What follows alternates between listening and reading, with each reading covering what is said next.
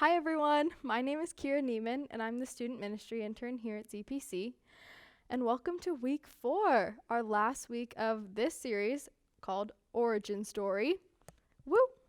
So last week Brendan did a really great job talking about Colossians 1:15 and how Christ is the visible image of an invisible God. And how Jesus holds everything together and how we can find comfort in that. So just to give you a little recap, because we're about to go into our last week, so we're going to wrap everything up right now. So I'm going to give you a little recap before I go into all that. So week 1, Brendan threw it all the way back to Genesis 1, talking about the origin story of human beings, like us as people, that origin story, and what it means to be in partnership with God and what that looks like for our own lives.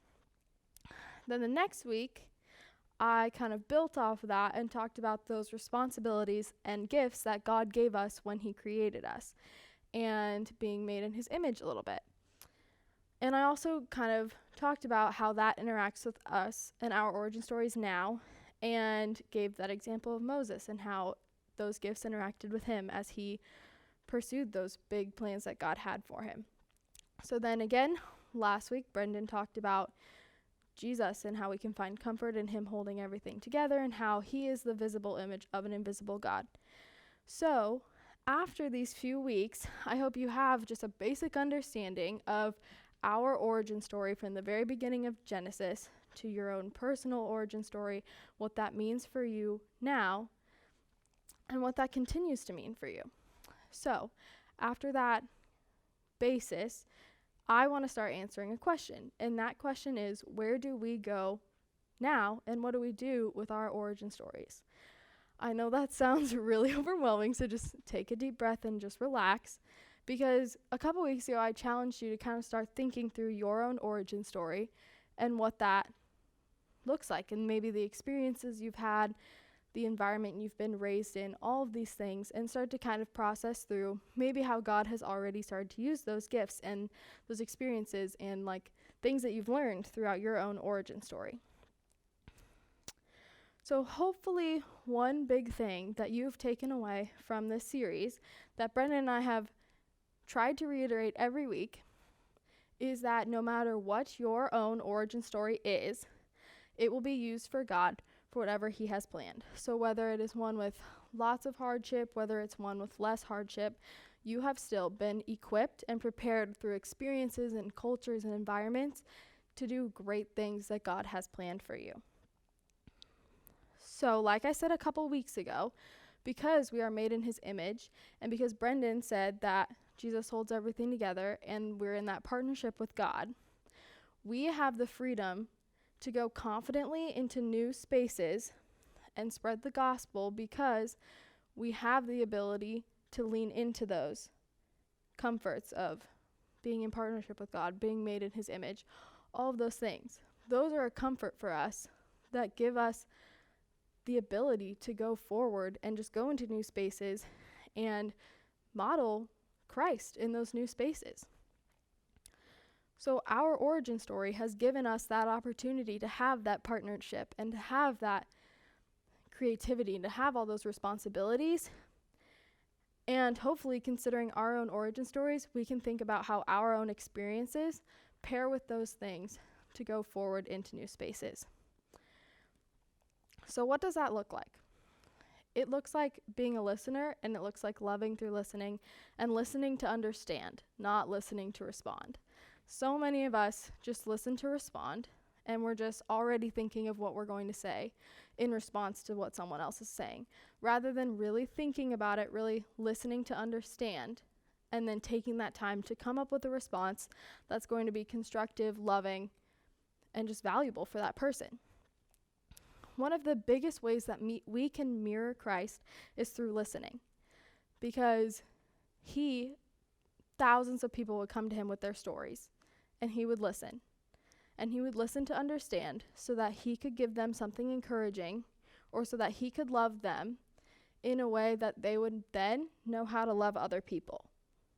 So we need to become communicators so that we begin with listening to understand, and then we understand how to communicate to that person so that they can communicate to other people.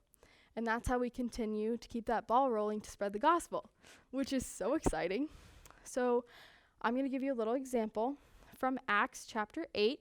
The passage is verses 26 through 40, and it's about a guy named Philip who meets this cool Ethiopian treasurer.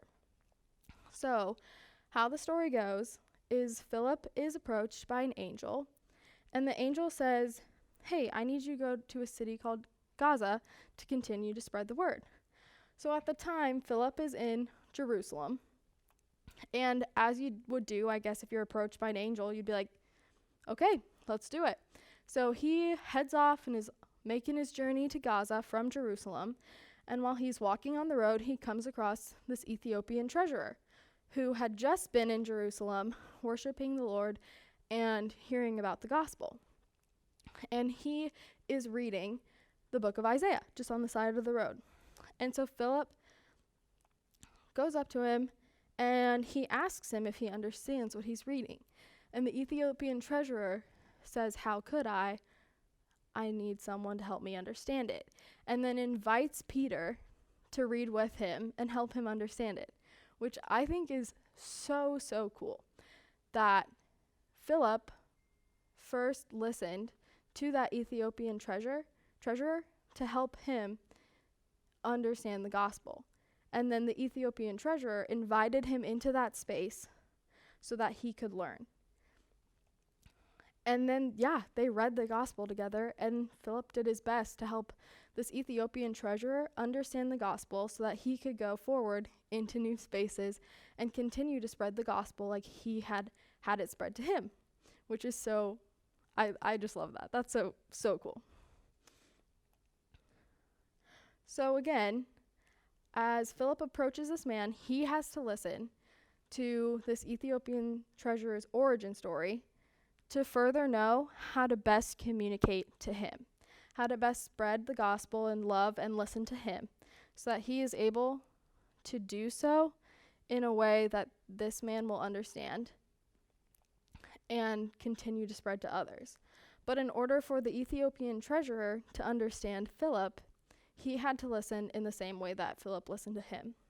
He had to listen to understand. He didn't listen to respond. He listened with an open heart and an open mind because he genuinely wanted to know the good news and how to spread that to other people.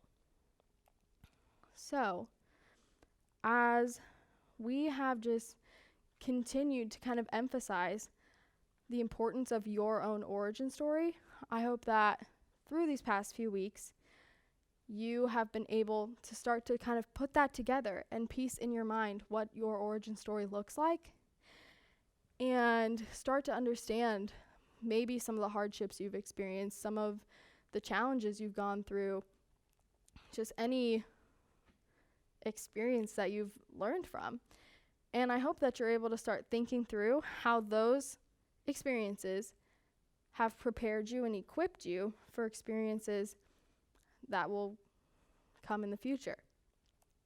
So just like Philip did, he listened to this man's origin story and valued it so that he was able to best communicate and love and spread the gospel. So in our new spaces, in our friend groups, in our sports teams, group chats, classes, just whatever, we need to be listening to our friends' origin stories. We need to be listening and asking those questions, inviting them into those spaces to ask us about ours, and just create an environment and just an attitude to understand and an attitude to want to understand. Because listening, I don't know about you, but for me, makes me feel so loved. When people listen to me and value me because of what they've heard me say, is just something that means so much to me, and I think it means a lot to you guys too. And listening is not difficult. We just have to do it. So again, as you go into those spaces and as you're having those conversations and inviting people into those conversations, do that confidently because you have a partnership with God. You're made in his image. You can lean into the fact that Jesus has got us and he's got everything together. We can go so confidently into those experiences of listening to understand because God has prepared us through our origin stories to be able to do so. So guys, that kind of wraps it up. And I want you guys to be able to teach other people how to listen to understand. And I want you guys to model that in every space that you go into. You can start in just your family. It's an easy place that surprisingly can be challenging at times. Like, you guys got this. So that's my final challenge for you guys of this whole series, is to transform listening for a response and to reply and create that response to changing to listening to understand. And then doing so that other people around you begin to do the same thing. You guys got this. All right, guys. I love you all. I miss you all. And I hope to see you guys soon. Come to outdoor services on Sunday. And yeah, that wraps it up for Origin Story. Woo! Give yourself a little pat on the back and start listening to understand. Bye, guys.